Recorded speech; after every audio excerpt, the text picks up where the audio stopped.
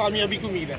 मैं तो समझता हूँ कि अगर किसी में कुछ हया की रमक हो तो उसको आवाम की राय समझ लेनी चाहिए। आप समझते हैं कि आप गुजरांवाला तक जाएंगे और इमरान खान इस्तीफा दे देगा?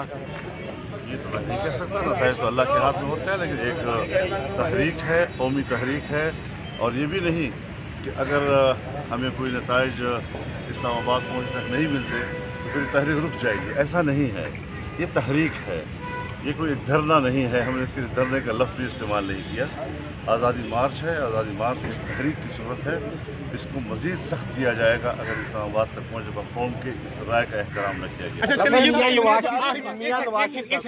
सर, ये बताइए कि कहा जाता है कि आप इस्लामाबाद जाएंगे मगर धरना नहीं देंगे, कुछ देर खिताब करेंगे फिर आ जाएंगे, ये क्या असल तफसील क्या है?